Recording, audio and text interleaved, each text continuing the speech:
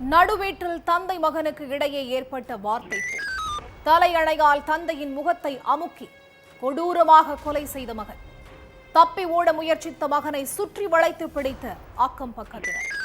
தந்தைக்கும் மகனுக்கும் இடையே என்ன பிரச்சனை? தந்தை கொலை செய்யப்பட்டது ஏன்? நடந்தது என்ன?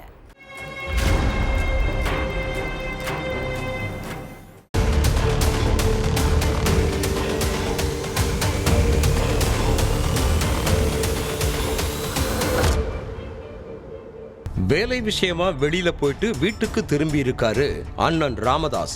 அப்போ வீட்டுக்குள்ள பேச்சு மூச்சு இல்லாம தந்தை மண்ணு உயிரிழந்து சடலமா கிடந்ததை பார்த்து ராமதாஸ் அதிர்ச்சியாக இருக்கார். சடலத்துக்கு பக்கத்துல தம்பி பாலசெந்தில் கொலை வெறியோட உட்கார்ந்துட்டு இருந்திருக்கார். இத பார்த்த ராமதாஸ் உடனடியா அக்கம் பக்கத்துல உள்ளவங்களை கூப்பிட்டு இருக்கார். அப்ப பாலசெந்தில் தப்பிச்சு போக பார்த்திருக்கார். ஆனா பாலசெந்தில சுத்தி வளைச்சு பிடிச்ச கிராம மக்கள் அவரை போலீஸ் கிட்ட ஒப்படைச்சிருக்காங்க. அதுக்கப்புறம் அவரை கஸ்டடியில எடுத்து போலீசார் விசாரிக்க ஆரம்பிச்சாங்க. அதுலதான் தந்தை மண்ணு உயிரிழந்ததுக்கான முழு காரணமும் தெரிய வந்துச்சு. திருவண்ணாமலையில உள்ள முருகத்தாம்பூண்டி கிராமத்தை சேர்ந்த மண்ணுவுக்கு ராமதாஸ் பாலசெந்தில் 2 மகன்கள் இருக்காங்க. 2 பேருக்கும் கல்யாணமாகி அவங்க தனித்தனியா தங்களோட குடும்பத்தோட வசிச்சுட்டு இருக்காங்க. பாலசெந்தில் கூலி வேலை செஞ்சுட்டு இருக்கார். இவருக்கு 2 பசங்க இருக்காங்க. கிடைக்கிற சம்பளத்தை வச்சு குடும்பத்தை நடத்திட்டு இருந்த பாலசெந்தில் வேண்டாத சேர்க்கையால நாள் போக்குல மது போதைக்கு அடிமையாகிட்டார். காலையில வேலைக்கு போற பாலசெந்தில் நைட்டு ஃபுல் போதையில தான் வீட்டுக்கு திரும்புவாராம். சம்பாதிக்கிற பணத்தை வீட்டுக்கு கொடுக்காம குடிச்சே அடிச்சிருக்காரு பாலசெந்தில். இதுக்கிடையில குடிக்கிறதுக்காகவும் குடும்ப தேவைக்காகவும் ஃப்ரெண்ட்ஸ் சொந்தக்காரங்கன்னு எல்லார்கிட்டையும் லட்சக்கணக்கில் கடன் வாங்கினதா கூறப்படுது. ஆனா வாங்கின பணத்தை பாலசெந்தில் திருப்பி கொடுக்கறதே இல்லை. இதனால கடன்காரங்க எல்லாரும் பாலசெந்திலோட வீட்டுக்கு போயிட்டு பணத்தை கேட்க ஆரம்பிச்சிருக்காங்க. அப்ப பாலசெந்தில் இப்போதைக்கு எனக்கு எந்த வேலையும் இல்லை, என்கிட்ட பணமும் இல்லை, அதனால பணம் இருக்கும்போது கண்டிப்பா திருப்பி கொடுத்துறேன்னு சொல்லி இருக்கார்.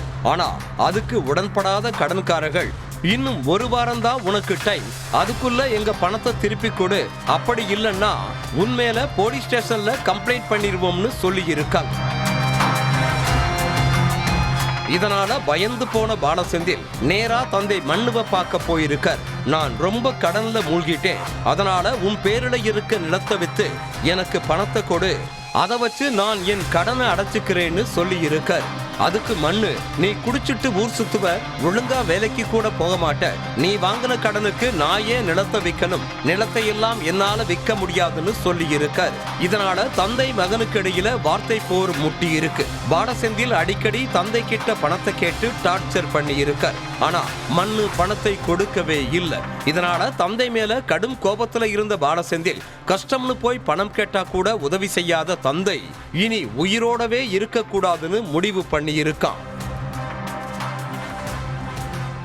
அதுபடி சம்பவத்தன்னைக்கு வீட்டுல உட்கார்ந்து மது குடிச்சிட்டு இருந்திருக்கான் பாலசெந்தில். அதுக்கப்புறம் ஃபுல் போதையில தந்தையோட வீட்டுக்கு போய் பிரச்சனை பண்ணி இருக்கான். அப்போ தந்தை என்னால நிலத்தை விற்க முடியாது, ஒழுங்கா வீட்டை விட்டு வெளியே போடான்னு தகாத வார்த்தையால மகனை பேசி இருக்கார். இதனால கடும் ஆத்திரமடைஞ்ச பாலசெந்தில் தந்தைய சர்ற மாதிரியா தாக்கி வீட்டுல இருந்த தலையணையை எடுத்து மண்ணுவோட முகத்துல வச்சு அமுக்கி இருக்கார். இதுல மூச்சு திணறல் ஏற்பட்ட மண்ணு சம்பவ இடத்திலேயே உயிரிழந்துட்டார். இந்த விஷயத்தை தெரிஞ்சுக்கிட்டு வந்த பக்கத்து வீட்டுக்காரங்க பாலசெந்தில பிடிச்சு போலீஸ் கிட்ட ஒப்படைச்சிருக்காங்க. அதுக்கப்புறம் அவரை கைது பண்ண போலீஸ் சிறையில் அடைச்சு கம்பி எண்ணெய் வச்சுட்டாங்க.